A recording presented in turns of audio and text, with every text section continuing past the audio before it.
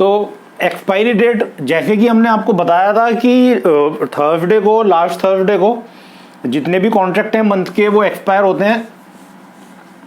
Stocks के case में, shares के केस में, यानी जैसे कि अगर नेशनल स्टॉक एक्सचेंज पर अगर 1500 टोटल कंपनीज लिस्टेड हैं तो उन 1500 कंपनीज में से करीब 150 कंपनीज को हम फ्यूचर्स और ऑप्शंस में ट्रेड कर सकते हैं।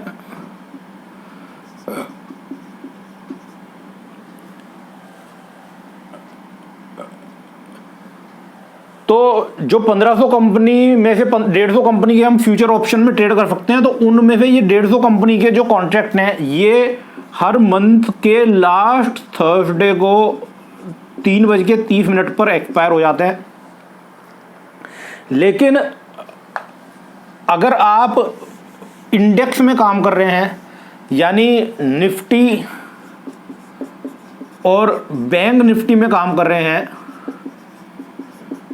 तो निफ्टी और बैंक निफ्टी के जो कॉन्ट्रैक्ट हैं वो एवरी थर्सडे 3:30 पर एक्सपायर होते हैं। यानी जो लास्ट थर्सडे है उस पर भी एक्सपायरी होएगी और हर थर्सडे 3:30 बजे एक्सपायरी होएगी।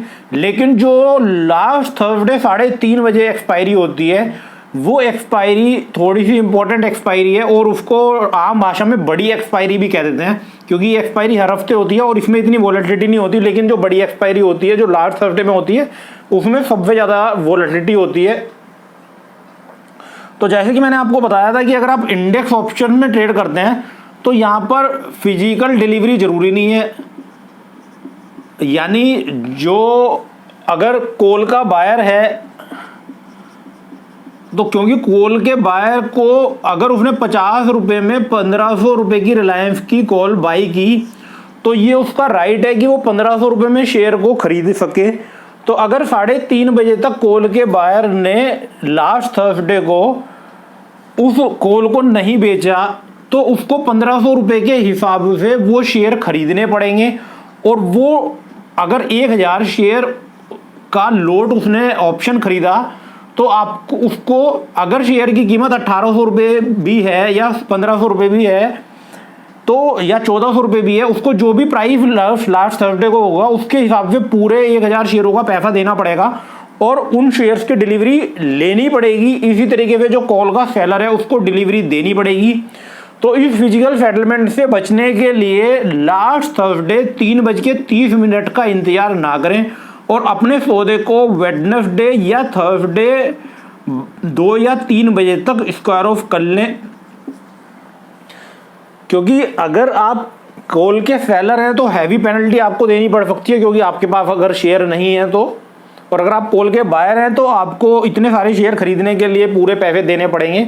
लेकिन इंडेक्स ऑप्शंस के अंदर ऐसा कुछ नहीं है। इंडेक्स ऑप्शन की क्योंकि अभी भाव बेस्ड एक्सपायरी है, यानी एवरी थर्सडे या लास्ट थर्सडे को 3:30 बजे जो भी भाव होगा निफ्टी या बैंक निफ्टी का उसके हिसाब से ही लेन देन होगा और यहाँ पर फिजिकल सेटलमेंट का कोई चक्कर नहीं है। तो यहाँ पर टेंशन थोड़ी कम है कि आपको वेडनेसडे या अगर आप किसी वजह से थर्सडे में आप बाहर भी चले गए लास्ट थर्सडे में तो कोई दिक्कत नहीं है, आपका कैश सेटलमेंट हो जाएगा, कोई किसी तरह की आपकी पेनल्टी नहीं है। तो बैंक निफ्टी में आपको वीकली कॉन्ट्रैक्ट है और 3 मंथ्स के कॉन्ट्रैक्ट ट्रेड होते रहते हैं टोटल। यानी वो 3 मंथ के कॉन्ट्रैक्ट तो जो जितने स्टॉक फ्यूचर हैं उनमें भी 3 मंथ के कॉन्ट्रैक्ट हैं और बैंक निफ्टी में भी 3 मंथ के कॉन्ट्रैक्ट है। लेकिन निफ्टी फ्यूचर्स के अंदर भी 3 मंथ के कॉन्ट्रैक्ट हैं कि 3 महीने तक आप निफ्टी फ्यूचर्स कोई भी खरीद सकते हो। लेकिन निफ्टी ऑप्शंस 3 साल तक के अवेलेबल हैं। यानी अगर आप 2020 में खड़े हैं, अभी आप जुलाई 2020 में खड़े हैं और आप जुलाई 2021 की कॉल बेचना या खरीदना चाहें तो वो मुमकिन है, क्योंकि निफ्टी ऑप्शंस आने वाले 3 साल तक के ट्रेड होते हैं। तो खैर ये सिर्फ एक मैंने जनरल नॉलेज के लिए आपको बता दिया। इनमें क्योंकि वॉल्यूम नहीं होता तो इनमें हमें ट्रेड भी नहीं करना है और इनके भाव भी जो बायर और सेलर में डिफरेंस काफ़ी ज़्यादा होता है। तो ये एक्सपायरी डेट बताई। स्पॉट प्राइस जो भाव चल रहा है वो स्पॉट प्राइस है, और जहां जिस भाव से हम बैट लगा रहे हैं वो स्ट्राइक प्राइस है। जैसे कि मैंने वहां पर एग्जांपल दिया था कि अगर 1500 रुपये का रिलायंस का शेयर है और रिलायंस की जो पुट है वो 50 रुपये की है, 1500 की स्ट्राइक प्राइस वाली, तो अगर कोई मेरे पास आए और वो कहे 1600 रुपये की मैं पुट खरीदना चाहूं या 1600 रुपये का मैं इंश्योरेंस खरीदना चाहूं, तो जनरली जो ज़्यादातर इंश्योरेंस एजेंट है अगर वो मना कर देंगे, लेकिन मैं बेच दूंगा क्योंकि मैं उससे 100 रुपये का प्रीमियम एड ऑन ले लूंगा। तो ये 100 रुपये जो इसके अंदर है इसको हम इंट्रिंसिक वैल्यू बोलते हैं, यानी जो इम्प्लिसिट वैल्यू है इसके अंदर। तो यहां पर हमने पुट के केस में फॉर्मूला दिया था, intrinsic value is equal to strike price minus spot price. यानी यहां पर स्ट्राइक प्राइस हमारी 1600 रुपये की थी और हमारा स्पॉट प्राइस 1500 रुपये का था, और 100 रुपये यहाँ पर हमारी इंट्रिंसिक वैल्यू थी, और ये इंट्रिंसिक वैल्यू ही वो वैल्यू है जो हमने उससे एडिशनल ली थी। इसी तरीके से कॉल के अंदर अगर मैं 1400 रुपये की स्ट्राइक प्राइस वाली कॉल खरीदना चाहूं और स्टॉक अभी 1500 रुपये चल रहा है, तो इसके अंदर 100 रुपये की इंट्रिंसिक वैल्यू होगी। तो यहाँ पर हमारा जो फॉर्मूला है वो चेंज हो जाएगा इंट्रिंसिक वैल्यू के लिए। Intrinsic value is equal to spot price minus strike price. तो यहां पर हमारा जो इंट्रिंसिक वैल्यू का फॉर्मूला है वो चेंज हो गया। तो अभी हम कॉल समझ रहे हैं, उसके बाद हम कॉल और पुट का डिफरेंस समझेंगे। तो कॉल और पुट में जो पहला डिफरेंस देखो, यहां पर जो पहला डिफरेंस आया वो ये आया कि इंट्रिंसिक वैल्यू का फॉर्मूला चेंज हो गया। यहां पर जो फॉर्मूला था वो था x माइनस एस, और यहां पर फॉर्मूला बन गया s minus x. s minus x intrinsic value के लिए फॉर्मूला हमारा चेंज हो गया। तो एक हम छोटा सा टेबल बना लेते हैं कॉल और पुट का। कॉल और पुट, तो कॉल के लिए intrinsic value is equal to s minus X, और पुट के लिए intrinsic value is equal to x minus S. तो ये तो डिफरेंस हो गया। और सिमिलरिटी के लिए भी हम बना लेते हैं कि दोनों के अंदर बायर का जो रिस्क है वो अनलिमिटेड लिमिटेड टू प्रीमियम है, और सेलर का जो रिस्क है वो अनलिमिटेड है। तो ये एक सिमिलरिटी हो गई और ये एक डिफरेंस हो गया।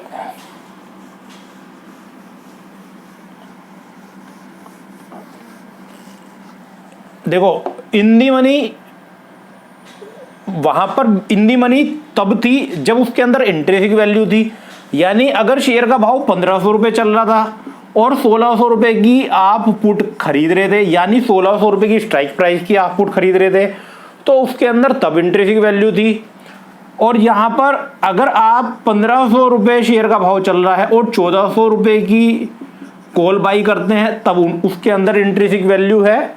यानी इंट्रिंसिक वैल्यू है तो इन दी मनी है, I फॉर इंट्रिंसिक वैल्यू और I for in the money. तो इंट्रिंसिक वैल्यू के लिए हमने फॉर्मूला यहां पर ये बनाया। तो इन दी मनी हम देख लेते हैं, इन दी मनी कब होएगी। यहां पर इन दी मनी कब हुई थी, ये 1500 रुपये हमारा स्पॉट प्राइस था, स्पॉट प्राइस को हमने एक्स से डिनोट करा था, और स्ट्राइक प्राइस हमारा 1600 रुपये था। स्ट्राइक प्राइस को हमने एक्स से डिनोट किया था और स्पॉट प्राइस को हमने एस से डिनोट किया था। तो अगर हमारा स्पॉट प्राइस कम था स्ट्राइक प्राइस से, तो पुट ऑप्शन के अंदर ये हमारी इन दी मनी थी, और यहाँ पर हमारा स्पॉट प्राइस तो 1500 ही है और हमारा ये स्ट्राइक प्राइस 1400 रुपये है, यानी ये हमारा कम है। तो अगर हमारा स्ट्राइक प्राइस कम है स्पॉट प्राइस से तो हमारी option call option in the money होएगी। तो ये एक डिफरेंस हो गया कि इन दी मनी ऑप्शन कॉल के केस में कब होएगी, जब spot price is greater than strike price, और पुट के केस में इन दी मनी कब होएगी, जब spot price is less than strike price. यानी 1600 रुपये की कॉल 1600 रुपये की आप पुट खरीद रहे हैं, भाव चल रहा है 1500 रुपये का, 1600 रुपये का इंश्योरेंस आप खरीद रहे हैं, भाव चल रहा है 1500 रुपये का, 1,10,000 रुपये का इंश्योरेंस आप खरीद रहे हैं और भाव चल रहा है 1,00,000 रुपये का। तो जो 10,000 रुपये प्रीमियम में आप ऐड करेंगे, क्योंकि अभी वो वैल्यू नहीं है, वो हम इंट्रिंसिक वैल्यू बोलेंगे, और अगर इंट्रिंसिक वैल्यू है तो हम इन दी मनी बोलेंगे। इसी तरीके से अगर शेयर का भाव 1500 रुपये चल रहा है और 1400 रुपये की आप कॉल खरीदते हैं तो 100 रुपये आपको पहले ही प्रॉफिट हो रहा है, तो 100 रुपये प्रीमियम में हम ऐड कर देंगे, तो उसको हम इन दी मनी बोलेंगे। इसी तरीके से आउट दी मनी, तो आउट दी मनी उल्टा हो जाएगा। तो सिंपल सी बात है कि जो फॉर्मूला यहाँ पर इन दी मनी का है वो यहाँ पर आउट दी मनी का होएगा। Spot price is less than x, और आउट दी मनी यहाँ पर होएगी अगर spot price is greater than x. Out the money यानी 1500 रुपये 1,00,000 रुपये की गाड़ी है और मैं 90,000 रुपये का इंश्योरेंस खरीदता हूँ, या 80,000 रुपये का इंश्योरेंस खरीदता हूँ, या 70,000 रुपये का इंश्योरेंस खरीदता हूँ, कुछ मैं खुद अफोर्ड करना चाहता हूँ। तो पुट के केस में जैसे अगर हमारी गाड़ी की वैल्यू 1,00,000 रुपया है और हमने 90,000 रुपये का इंश्योरेंस खरीदा, तो वो आउट दी मनी पुट है। और यहाँ पर अगर हमारे शेयर का भाव 1500 रुपये है और हमने 1600 रुपये की कॉल खरीदी, यानी हम शेयर का भाव भी 1500 रुपये चल रहा है, लेकिन मुझे प्रॉफिट कब होगा, जब शेयर 1600 रुपये पे ऊपर चलेगा, तो उसको हम आउट दी मनी बोलेंगे। अब आप सोच रहे होंगे कि कोई आउट दी मनी कॉल या आउट दी मनी पुट क्यों खरीदेगा, क्योंकि अगर यहाँ पर जैसे 1,00,000 रुपए की गाड़ी का अगर हम 1,00,000 का इंश्योरेंस कराते थे तो वो 5,000 का था, तो अगर 90,000 का इंश्योरेंस कराते तो हो सकता है वो 4500 का हो या 4,000 का हो। तो अपने प्रीमियम को सेव करने के लिए, प्रीमियम को कम रखने के लिए आप आउट दी मनी कॉल या out the money put by कर सकते हैं। इसी तरीके से जो सेलर है, अगर समझ लो शेयर का भाव 1500 रुपये चल रहा है, तो सेलर क्या कर सकता है, 1900 रुपये की कॉल बेच सकता है और 1,1100 रुपये की पुट बेच सकता है। यहाँ पर उसने 20 रुपये इसके ले लिए, 20 रुपये इसके ले लिए, तो रिलायंस का भाव 1100 रुपये से लेके 1900 रुपये के बीच में रहेगा, तो उसको 20 रुपये ये मिल जाएंगे, 20 रुपये ये मिल जाएंगे, यानी 40 रुपये मिल जाएंगे, और 1,000 शेयरों के हिसाब से उसको 40,000 रुपीज़ सेलर को प्राप्त हो जाएंगे एक महीने में। उसका रिस्क इतना ही होगा कि अगर शेयर 1100 रुपये से नीचे गया तब उसको नुकसान होगा, और 1900 रुपये से ऊपर गया तब उसको नुकसान होगा। और यहाँ भी 40 रुपये तक, क्योंकि 40 रुपये का प्रीमियम उसने लिया हुआ है, तो 1940 रुपये से लेके 1,060 रुपये के बीच में उसको प्रॉफिट होगा। तो इतनी बड़ी उसकी रेंज बन जाएगी। तो वो आउट दी मनी जो अगर आप सेल करेंगे तो बेटर है कि आप आउट दी मनी कॉल और पुट सेल करें, जिससे कि आपका जो रिस्क है वो थोड़ा कम रहे।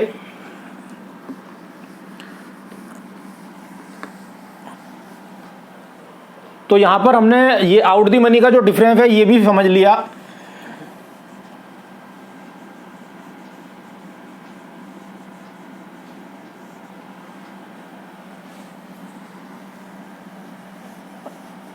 तो अब एट दी मनी सीधी बात है, अगर स्पॉट प्राइस और स्ट्राइक प्राइस बराबर है तो एट दी मनी है।